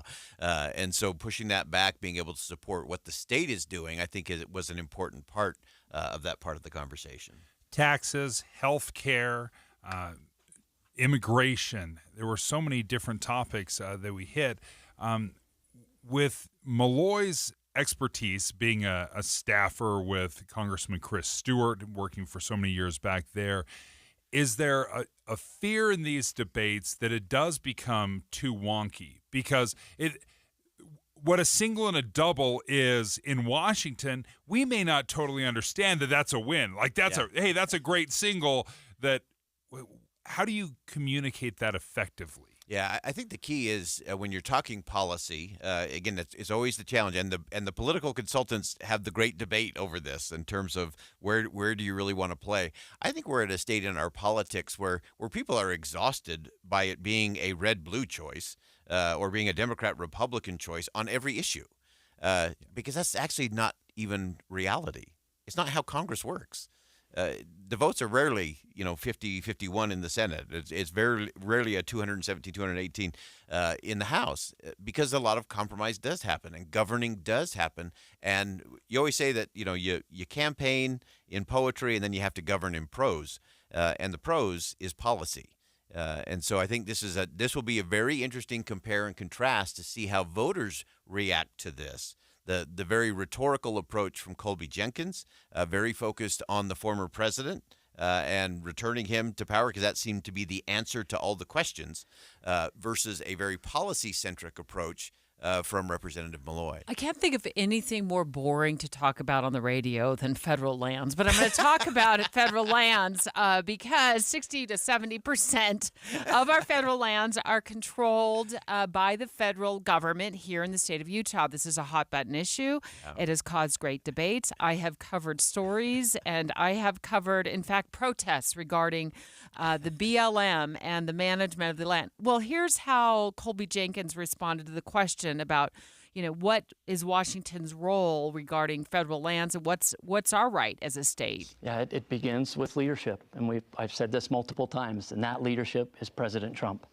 We need to get him back in office so that we can return to the better days of our water and land that we had under his administration. Okay, so he continued to hit that same note as we just got to get President Trump reelected. Here was Celeste Maloy's response. Needs structural change. The relationship between the state and the federal government is broken in a lot of areas, and federal land's probably one of the easiest examples to cite in this state. The federal government is overreaching its authority every day, and Congress has historically delegated that authority and not taken it back. And she's suggesting that and advocating that Congress start clawing back that authority that they've delegated to the president. So every time we flip-flop who's in the White House, we don't have different decrees and executive orders set out regarding whether it's Bears Ears or, Grand Staircase or other, federal lands. Yeah, I thought this was a really interesting one because we've talked about on this show countless times. What gets done by executive order gets undone by executive order. And the net result of that is uncertainty for the people that it impacts every day, people here in the state of Utah as it relates to land. And so having the debate of who's in the White House and who can do something by executive order, we just know that's going to create more uncertainty. So I think the structural component and Congress actually doing its job is the real question. Will Congress actually do the job so that the executive branch, again, doesn't matter whether it's Democrats or Republicans? I think the other interesting part of this whole debate, and it's going to be interesting to see how the other debates play out in all of this, is what is actually the role of Congress? Because I think we've conflated this in such a weird way that somehow we think that Congress is there to enact the agenda of the president. I can't. That's not written anywhere in the Constitution. I'm just here to tell you that it is not. And so the fact that we're talking in the context of we need this person in the White House so we can enact their agenda, I think is something we should be listening for in all the debates as to what is the role of the executive branch and what actually is the role of the House and the Senate. And are they staying in their lane or are we just waiting for big executive orders to try to solve problems? Boyd, thank you. As we just got the first debate of the day, we still have two more that are going to be happening at 2 o'clock and 4 o'clock or 6 o'clock tonight. Boyd, thanks for joining us. We look forward to you. More analysis on Inside Sources today, starting at 1. And the 2 o'clock debate will interrupt your Inside Sources, although just an hour of Boyd today. You'll be listening right alongside our listeners as well as Paul Miller and Blake Moore debate in the 2nd Congressional District. Straight ahead, 1st Congressional District. Thank you, Boyd. He's shouting from across the studio. There's a lot of debates happening in the next 2 days. We just heard the 2nd. We're going to have the 1st and then finish with the Senate. We'll keep track of it. Hey, how for are you guys? I want to get Leah Murray back on the line, our KSL at Night host, director of the Walker Institute of Politics up at Weber State University. We talked about Senator Mike Lee endorsing Colby Jenkins. When we have Republicans, like my opponent, who continue to vote for omnibus, out-of-control spending and send $500 I wonder million if she of your feels taxpayer money to the government of how she Jordan feels about to Colby secure their Jenkins' border, and plus securing debate our border, performance just creating moments new ago, and whether facilities. she thinks think that about Senator Lee's endorsement paid off today. That question straight ahead. Dave and Dujanovic. Here's a trick to podcasting at work and getting all the Utah news you love. Download the KSL News Radio app. The podcast for Utah's morning news and Dave and Debbie are right there. Dozens of podcasts a day. That's the app for KSL News Radio. Stem cell therapy, revolutionizing the medical industry, changing everything. Find out how stem cells might help you. Meet a stem cell expert who has successfully treated patients with cutting-edge therapies for many years, delivering transformative results and improving countless lives. Hear stories about how stem cells have helped so many people in so many ways and might be right for you. Join others, ask questions, hear about real-life cases. This Thursday at 6 p.m. at the Hyatt in Lehigh. Get your questions answered. Register at eventbrite.com, stem cell therapy, or by calling 866-STEM-EVENT. This is a free event open to anyone who is interested in learning about the wonders of stem cells. This Thursday, 6 p.m. at the Hyatt in Lehigh. Register at eventbrite.com, stem cell therapy, or call 866-STEM-EVENT. Utah, it's your voice and almost time for your vote. Utah Governor, Attorney General, Mitt Romney's U.S. Senate office, and an open seat in Congress. It's a wild election, and KSL has you covered. Here's 6 debates this week, starting with the showdown for the Senate tonight at 6. That's the U.S. Senate debate tonight from 6 to 7 on KSL News Radio. Small business owners, we know tackling your to-do list can sometimes feel like going 12 rounds against a heavyweight champ. Except that heavyweight's gloves are made of something hard, like diamonds. So when a new to-do pops up, you're like, I can't. I'm boxing my diamond boxing glove-wearing heavyweight champ of a to-do list. At Progressive, we don't want to make your day any harder. That's why we make it easy with over 30 customizable coverage options, so you can finally land a knockout blow. See if you can save on business insurance in as little as 7 minutes at ProgressiveCommercial.com. Progressive Casualty Insurance Company. Coverage provided and serviced by affiliated and third-party insurers.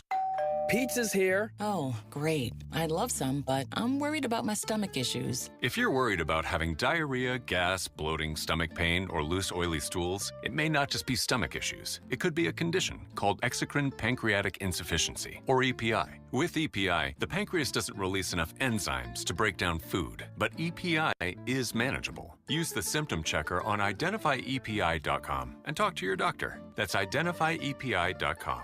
Sponsored by AbbVie. Attention homeowners considering roof replacement in 2024. Light up your home this June with Master Roofing. Schedule your roof replacement by the end of June and receive a free V-Lux sun tunnel valued at $1,200. Perfect for brightening your bathrooms and hallways. Don't miss out. Visit masterroofingutah.com to schedule your free assessment and claim your free V-Lux sun tunnel. Call 801-383-0072 or visit masterroofingutah.com today. Light up your home with Master Roofing. Paid for by Lyman for Utah. In 2020, COVID changed our lives. We were looking for answers. We were scared. We hoped the government would give us some help. And that government betrayed us. Government officials chose to exploit this moment and to enrich their friends. Our state bought masks that didn't protect, tests that did not work. People lost faith in our government institutions. We have a chance to fix this. We can vote for something different. If you feel the way I do, I'm asking for your vote. Phil Lyman. Governor. Getting help with electrical repairs is easier than you think. All you have to do is call Any Hour Services or schedule an appointment at anyhourservices.com. No one helps more homeowners than Any Hour Services. This is the story of the one. As head of maintenance at a concert hall, he knows the show must always go on. That's why he works behind the scenes, ensuring every light is working, the HVAC is humming, and his facility shines. With Grainger's supplies and solutions for every challenge he faces, plus 24/7 customer support, his venue never misses a beat. Call quickgranger.com or just stop by. Granger, for the ones who get it done. The best things in life, they come in twos. 2 scoops of ice cream, 2 tacos. And now for a limited time, get our best deal of the year. Buy any phone when you switch to Consumer Cellular and get 2 months of service free. That's right, the same fast, reliable nationwide coverage as Big Wireless, now with 2 months free. Proof the best things in life really do come in twos. Visit consumercellular.com or call 1-888-FREEDOM. Second and third month of monthly base service fee waived for new customers with the purchase of a phone and activation by July 31st, 2024. Taxes, fees, and third-party charges will apply. See website for additional details. With the 3 things you need to know this hour, I'm Dan Bomas. First, 2 candidates in Utah's 2nd Congressional District held a debate this morning. Were asked how they would work with the very narrow majority the Republicans hold in the House. Second, the president of France has called early parliamentary elections in his country after a defeat in voting for the European Parliament. And third, the state of Wyoming working out a way to get a crucial highway to Jackson open again after a massive landslide. Right now, 81 degrees and sunny in Salt Lake City. And back to Dave and Dujanovic on KSL News Radio. Dave and Dujanovic. Colby Jenkins, who just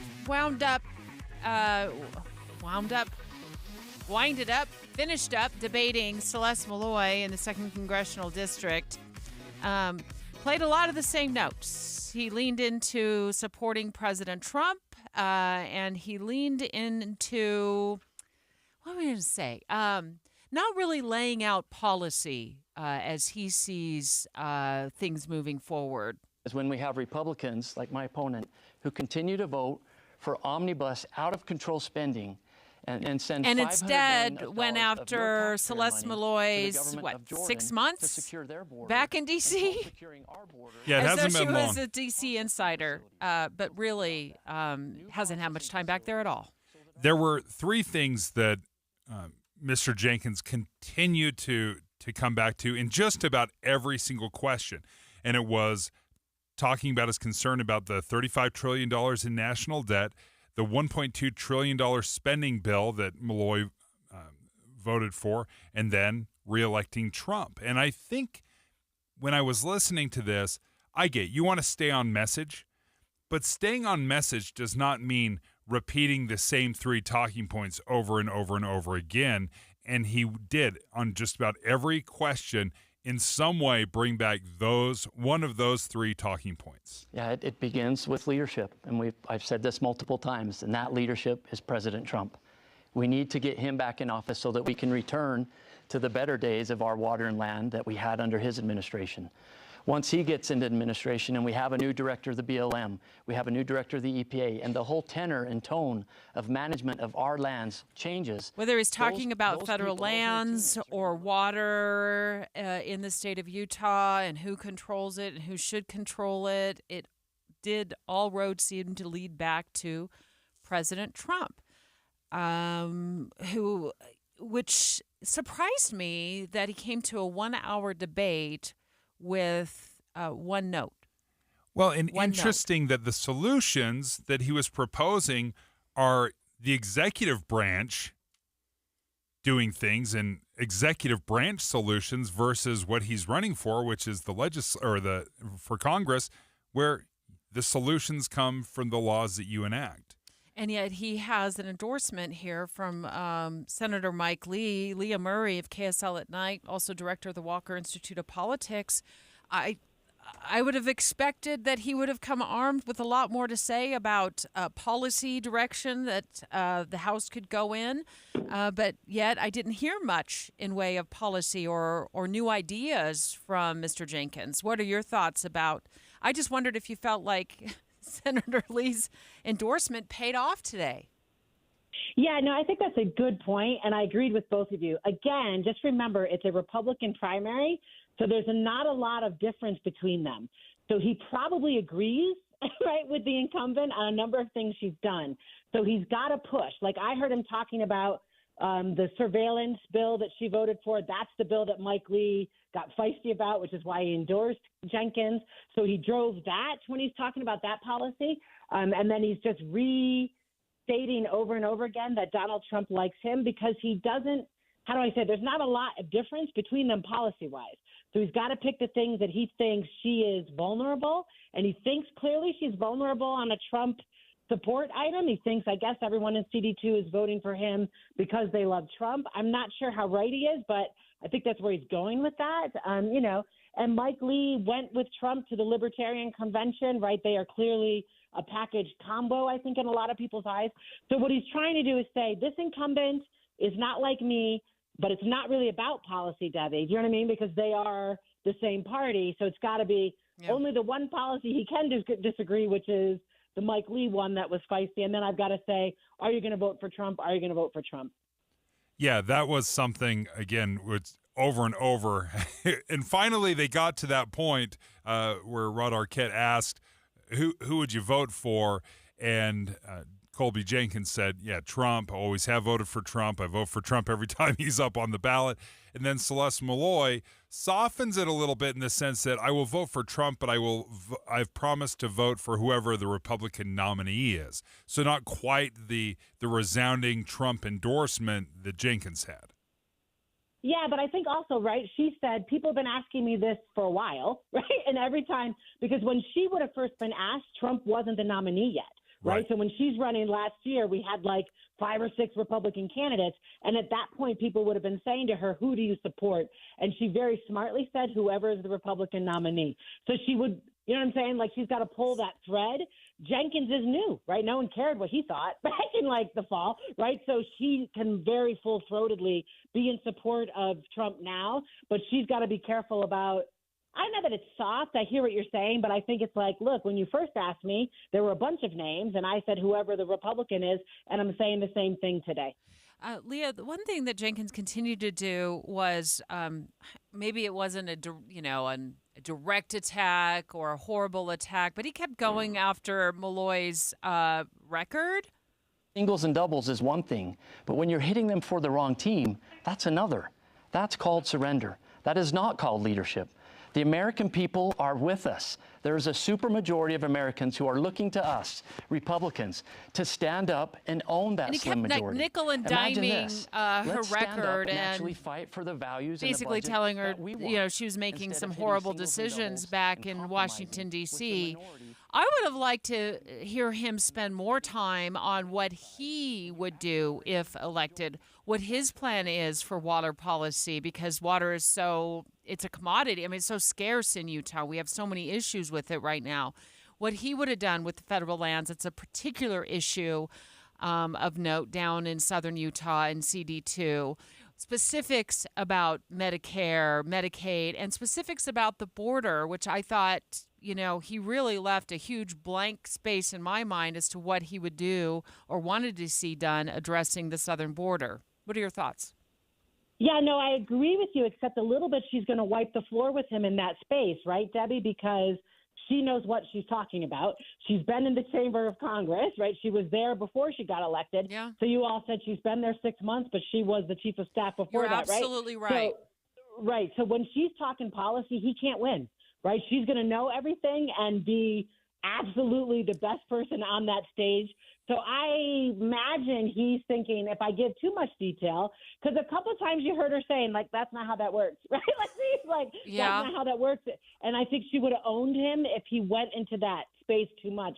I agree with you, but I think it would have been dangerous for him and would have played to her strength. Well, I thought for sure play up his military service more than he did. I mean, it sounds like he had a very phenomenal military career and really did not hit that note at all, and instead spent a lot of time hitting on, the President Trump note and, the light of Maloy. But play up your military service, and what do you want to see with the defense budget? There's that. I mean, he's an expert in that. She didn't have the type of military service that he had. Yeah, no, I totally agreed, because he left it to like the closing statement, right? So he was kind of like, and his daughter's now at West Point, and a little bit I thought, I agreed with you. I would have probably played that up earlier. Absolutely correct. And also one of the struggles of having a moderator that doesn't ask a question about defense spending, something that would have played very well into his lane. He could have spoken it ad nauseum about So it. thanks, Leah, for your analysis on this. Looking forward to hearing more on KSL at night. Of course, that comes on live right after the Senate debate tonight at 6 o'clock. You'll hear it here live on KSL News Radio. But here's where he could have the immigration issue, the border issue. Does he see a place for military there? Does he see a place where some sort of military support could be used? He definitely has expertise in that lane. I didn't think he performed well on the immigration issue, and that's where he could have just taken that question and spun it in a direction that better served him. And I think you're right on. I would totally agree. Also understanding and giving some latitude that this is a new candidate. This is not somebody that is seasoned and has been on a lot of debate stages. You and I, even to this day, years later, we still get together and listen to shows and say, oh, I wish I would have said this better, or done a better job to describe what we wanted to say. So as far as a first debate goes, he certainly went with more of a high-minded, 30,000-foot view. Maloy got really nitty-gritty and into the details of policy where she is strongest, no question. And straight ahead, the incumbent Celeste Maloy calling the show live in 4 minutes. It's 11:31 at KSL News Radio. I'm Dan Bonas. KSL's top local story this hour. In this morning's debate in the 2nd Congressional District, incumbent Celeste Maloy faced off against challenger Colby Jenkins. Key moment played out when the candidates were asked about their stance on bills using a baseball analogy to gauge whether they would vote against one or support it as a compromise. The mistake we make sometimes as conservatives is that we want a grand slam every time, so we'll pass on singles and doubles. So hitting singles and doubles is one thing, but when you're hitting them for the wrong team, that's another. Both candidates said they would vote for Donald Trump again for president. A large chunk of the Teton Pass Road, which connects eastern Idaho to Jackson, Wyoming, has collapsed. Now, under normal circumstances, a drive from Rexburg, Idaho to Jackson takes just over an hour, but the alternate route people now have to use is almost twice as long. Wyoming Department of Transportation engineer Bob Hammond tells NBC News they're hopeful this doesn't take multiple months to fix. We know how important it is to the economy of Jackson, especially now when we're coming into the summer months. We'll get it done. Teton County, Wyoming relies on tourist dollars from Grand Teton and Yellowstone, as well as resorts nearby. 40% of their workforce commutes in from Idaho. Your money at this moment, the Dow Jones average down on the day right now, 31 points. The NASDAQ is up by 28. And our KSL weather looks like we'll see some showers in southern Utah, but not in the north. That's next. KSL News Time, 11:33. You know what's great about KSL's traffic coverage? Trained traffic reporters and real listeners. Trading information and making the commute safer and faster for everyone. Every 10 minutes on the 9s, we have you covered on KSL News Radio. If you're struggling to lose weight, you're not alone. I think we've all been there. Salt Lake City Fat Loss has the secret to losing up to a pound of fat every single day. And when I was looking at joining a fat loss program, there was a few things that I was looking for. Number one, I didn't want to do surgery. I didn't want to do any injections. So Salt Lake City Fat Loss fits perfectly into those things. So safely and naturally, you can lose a ton of weight. I lost 57 pounds in just 2 months with Salt Lake City Fat Loss, and I feel great. It is unique. It's unique because without the surgery, without the injections, no point counting, no exercising. I was afraid that I was going to have to do pull-ups while doing sit-ups while running a 5K, right? There's no insane exercising routines as well. No prepackaged meals. Learn more about what Salt Lake City Fat Loss can do for you to lose that stubborn weight. Salt Lake City Fat Loss, slcfatloss.com is the website. You can schedule a free consultation. If you use my name, you're going to get an extra $200 off the program. Just go to slcfatloss.com. Derek Overstreet, founder of the New Millennium Group. We're a financial planning firm. Listen, we're fiduciaries. We have advisors standing by right now to take your call. That's 888-999-6370, 888-999-6370. The reason you're going to want to call is we're going to help you retire 3 to 5 years before you thought possible. Now, imagine how that would be if you could actually retire 3 to 5 years sooner than your plan was. The way we do this is by putting together a step-by-step plan, taking into consideration any rental properties that you have, any pension income that you have, your Social Security. Listen, we put that all together for you in writing. It will allow us to build your income based on inflation. You know, inflation has been rapidly rising. You and I both need a plan that whatever we start out our income at, in 5 or 10 years, we're going to need 40% more income. So if you're one of those people listening and you'd like a plan in writing, give us a call at 888-999-6370. That's 888-999-6370, or go to utahsfinancialplanner.com. Want to save on some of the biggest names in streaming on the network made for streaming? X marks the spot. Now through September 21st, get 150 megabit Xfinity Internet for 12 months with a 1-year contract. And for just $15 a month, add the new Stream Saver that includes Peacock, Apple TV Plus, and Netflix. That's Xfinity Internet and Stream Saver for just $35 a month. All your favorites all in one place, only from Xfinity. So go ahead and binge some shows, stream some movies, and save some money all at the same time. For more watching and less spending, X marks the spot. Switch to Xfinity, the network made for streaming, and bring on the good stuff. Go to Xfinity.com, call 1-800-XFINITY, or visit a store today. Restrictions apply. Internet offer requires paperless billing and auto pay with stored bank account. Equipment taxes and fees extra after promo. Regular rates apply currently $54 a month. Actual speeds vary. Stream Saver requires Xfinity, Internet, or TV, and price subject to change. Traffic and weather together, brought to you by Sinclair's DinoPay app. Save up to 20 cents per gallon. Here's Michelle Rowe. Well, I-15 running smoothly from Ogden to Provo, but we do have heads up for drivers if you're trying to make your way through Little Cottonwood Canyon. There is alternating lane traffic. This is about 2 miles east of the mouth of the canyon. Hey Utah, summer has come alive. All better in a new vehicle from Murdoch Hyundai. Receive 2.99% for 5 years on a Tucson Limited, or 3.49% for 5 years on an Elantra SEL. I'm Michelle Rowe in the KSL Traffic Center. A little bit cooler today with a chance of thunderstorms south of the Wasatch Front. 90s come back tomorrow and highs close to 100 on Wednesday and Thursday. And right now, 81 degrees and sunny. I'm Dan Bomas from the KSL Common Spirit Health Studios. Listen online at kslnewsradio.com. We're Utah's news, traffic, and weather station. Dave and Dejanovic, your morning companions for talk, analysis, and key perspectives on Utah's biggest stories on KSL News Radio. The debate for Congressional District 2. In-depth coverage on KSL News Radio.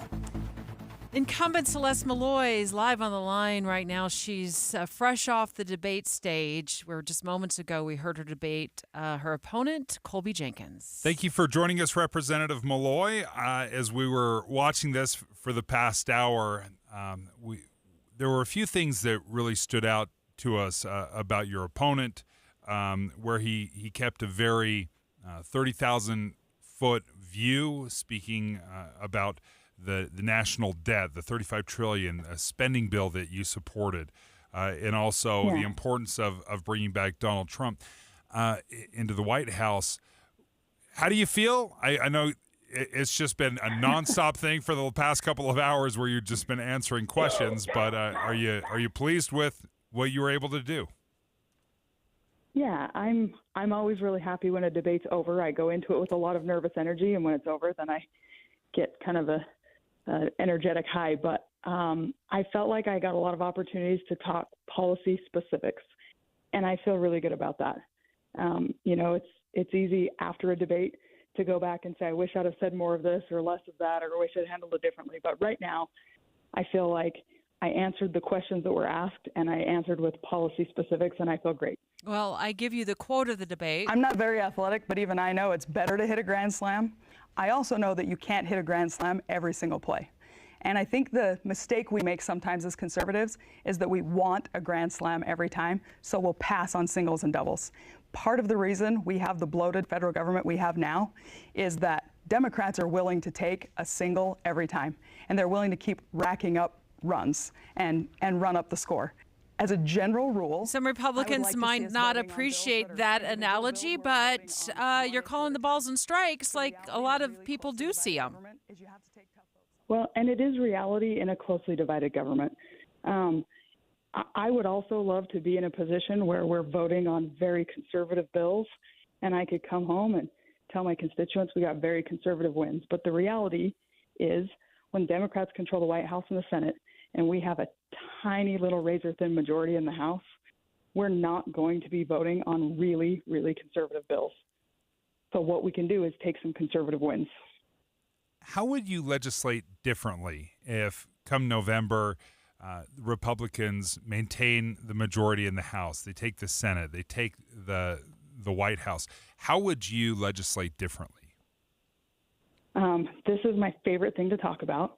I would go in and trim down the missions of all of our federal agencies so that they're doing the things they were created to do and not doing more of that. If we had a Republican in the White House and if Republicans controlled the Senate and the House, I think we could get a lot of good legislation done that makes it clear that we're cutting back a lot of the bureaucracy. And the really exciting thing about that is I think we have a Supreme Court that would back us up on that. You know, if we start trimming back agencies, there's definitely going to be lawsuits. And I think the Supreme Court's ready to say Congress has oversight of the agencies, and if they're cutting them back and making them leaner, then that's their prerogative. Congresswoman Celeste Maloy live on the line with us just off the debate stage where she debated for 1 hour Colby Jenkins, who was in fact endorsed by Senator Mike Lee. And yet during the debate, Representative, you mentioned that you have filed a clean bill for the expansion of the Radiation Protection Act, which compensates people in Utah and across the nation who are exposed to radiation testing in Nevada decades ago, and that you had introduced that with Senator Mike Lee. Is that introduction of that expansion bill, did that come after his endorsement of Colby Jenkins, or was that before? It was before. It was shortly before. But I'm still going to work with him. In the next Congress, for the rest of this Congress, we're still going to be colleagues. I don't know why he decided to weigh in on my race, and we'll have a conversation about that someday. But I'm not going to cut my nose off to spite my face and harm Utahns by refusing to work with Senator Lee. And he's right on this one. We need a clean reauthorization of RECA. Colby Jenkins questioned your leadership and your support of the $1.2 trillion spending bill. He spoke often about these leadership problems that we have right now. Stop voting for omnibus spending packages over and over. I sound like a broken record, but the American people are demanding that. They're tired of reckless spending that contributes to the pressures of debt and inflation that don't even allow us to get to proper medical. So what's your response as he kept coming after you for that specific spending bill? Look, it's a campaign tactic. I'm an incumbent, and he's trying to take out an incumbent, and so he's coming up with things to criticize me for. I do think he doesn't understand the difference between a spending bill that is the appropriations bill, funding the government, which we're supposed to do, and an extra appropriation spending bill like the IIJA or the Inflation Reduction Act. So I think he's conflating those. And I also think he's not being completely honest about what was in that bill. He throws out the top line number, but he doesn't include all of the cuts from the agencies and cuts in the individual appropriations bills that are included in that bill. I have been willing to go on the record on your show, make videos, go on stages in front of constituents and explain what's in that bill and how we got there. Representative Celeste Maloy, thank you so much for joining us. We know it's been a long day, but there you go. Now you can enjoy your Dr. Pepper and peanuts, your weird drink. Right. But I love that. I love that you can take a breath. Thank you for joining us and taking the time. You've always been so accessible. Yeah, we appreciate it. We have reached out to Colby Jenkins as well in his campaign to invite him on the show. Of course, he is welcome to join us. at any point. But we've only got 15 minutes left in this show. And we also have another really, really important story to talk about, and that is a horrible situation that happened at Bridal Veil Falls in just a few moments over the weekend, when a 12-year-old boy was swept away and then swept 4 miles down the Provo River. But as we head to break, we want to remind you at 2 o'clock this afternoon, Congressional District 1 debate happens between Blake Moore and Paul Miller. And then tonight at 6, the U.S. Senate debate between John Curtis, Trent Staggs, Jason Walton, and Brad Wilson. You'll hear all of these debates right here on KSL News Radio. Dave and Dujanovic. A lot of us are filling our workdays with podcasts. When you're working, go to KSLNewsRadio.com. Click on Dave and Debbie's podcast and pick a topic and story length. Podcast with Dave and Debbie. Then get to work with KSL News Radio. What's wrong? My travel rewards card didn't earn enough miles for my vacation. Are you crying? Are you crying because of that other credit card? Uh-huh. Well, switch to the Capital One Venture card. Venture lets you redeem miles on any travel purchase. Really? Yep, and you earn unlimited double miles on every purchase every single day. The Capital One Venture card. What's in your wallet? Terms apply. See CapitalOne.com for details. Attention talcum powder users. Have you had ovarian or gynecological cancer? A proposed $8 billion plan will pay those who believe they got sick from using talc products, like Johnson's Baby Powder and Shower to Shower. Johnson & Johnson maintains its products are safe. You have until July 26, 2024 to vote to accept or reject the plan. For more information, visit officialtalclaims.com or call 888-431-4056. Paid for by LLT Management, LLC. At Fisher Investments, we may seem like other money managers, but we're different. What makes you so different than the rest of us? We ensure clients receive unparalleled service at every step of the relationship. Tell me more. Our investment counselors focus on service over sales, prioritizing clients' needs. How do you make money? We don't sell any commission-based products. We have a simple management fee based on the value of our clients' portfolio. So we do better when our clients do better. What about client portfolios? We get to know each client, their finances, family, health, lifestyle, and more, and then we tailor a portfolio based on their specific goals and needs. Your clients really come first then, huh? Yes, we make them a top priority. Our goal is helping them achieve a comfortable retirement. Wow, maybe we are different. At Fisher Investments, we're clearly different. Learn more at FisherInvestments.com. Investing in securities involves the risk of loss. My name is J.R. Bird. As mayor of Roosevelt, I increased transparency, led the charge to pass term limits, and kept taxes low. As your congressman, I will leverage my experience in the energy sector to champion energy independence and dominance. I'm determined to defend the unborn, secure our borders, uphold our Second Amendment rights, and bring the same level of transparency that we've upheld locally. I hope to earn your support. Paid for by Bird for Congress. Do you know why more homeowners choose Any Hour Services for help when it's time to replace their air conditioners? What's up, everybody? I'm Mike Wilson with Any Hour Services, and the main reasons people choose Any Hour Services is because of our people, processes, and convenience. People tell us all the time that there's just something different about having an Any Hour Services technician in their home. That's why our over 23,000 Google reviews mention our technicians by name. Another reason is our 7-step install process that we call the Any Hour Difference. It all starts with a needs analysis where you explain what you like and dislike about your current system. This helps us design and size a system that fits your comfort and efficiency preferences as well as your home's airflow requirements. As for convenience, most of our installs are completed in one day. We also have flexible, no money down financing options available, even if you've been told no in the past. So if you've been thinking about getting a new air conditioner, call Any Hour Services and schedule a free estimate today. Google Any Hour Services or schedule online at anyhourservices.com. No one helps more homeowners than Any Hour Services. Pack your picnics, bring your family and friends, and get ready for memorable summer evenings with the Utah Symphony, July 5th through August 9th in Park City. Tickets are on sale now at DeerValleyMusicFestival.org. This is Derek Miller speaking on business. Nimble Fulfillment is a long-standing 3PL servicing local and national businesses. Nimble also focuses on community issues, providing support and sponsorship to local organizations. General Manager Alex Parker joins us with more. Since opening its doors in 2005, Nimble Fulfillment has helped local and national businesses with their operational needs. From fulfillment, kitting, and assembly to customer service support, Nimble has found ways to solve logistical problems businesses face. We work with our clients to provide customized solutions as retail and e-commerce landscape continues to change. Locally, we realize the need to be a trusted partner in our community, provide support for organizations helping bring more women in the workforce, and educate our young on careers in supply chain. Nimble has been an active founding sponsor of the Silicon Slopes Women in Leadership chapter, an advocate for Tech Moms nonprofit organization in Utah, and sponsor of United Way's Salt Lake ELS Lunch and Learns. Help us take your business to the next level. Learn more about ways Nimble can help you grow at getnimble.com. For almost 20 years, Nimble has been dedicated to helping businesses scale and helping its community.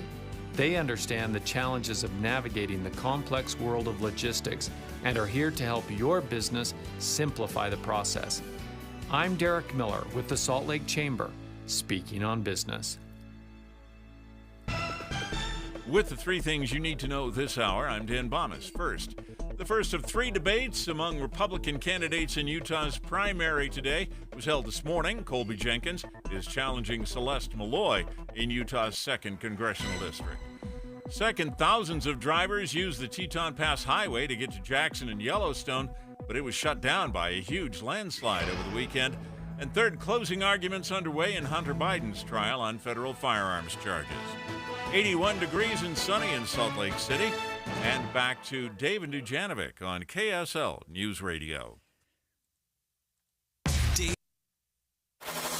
Utah Water Safety. Special coverage with Dave and Dujanovic. Okay, we got to get back to our conversation, Dave, about water safety. You know, you and I have done a lot of coverage already this spring about the fast-moving waters in our rivers. And unfortunately, we had a 12-year-old boy who slipped into or fell into the river, the Provo River near Bridal Veil Falls. He went 4 miles, Dave, 4 miles. And then at some point, as rescuers were trying to pull him out, a rescuer went in the water because the rope they were holding on to basically burned through his hands almost. Yeah, it's one of those stories we cover all too often, and there's so many fast-moving streams, creeks, rivers around Utah. Again, when this temperature heats up, it gets incredibly dangerous. I want to take you to the scene for a moment with the help of KSL5 Television's Brianna Chavez. She was out there reporting on the story this weekend for KSL5 TV, and she spoke to a witness named Jorge Rojas, who spotted this 12-year-old boy in the water, and he walked Brianna through like what happened. But I want you to point out, when we were watching this story before the show today, you and I sat down and we watched her report, and you noted something in that report, but save it for after what Jorge, the witness, told her. Water's way too high. The river's going way too fast.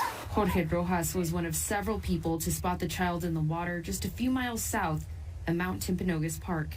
When I did see him, he was face down and going in head first.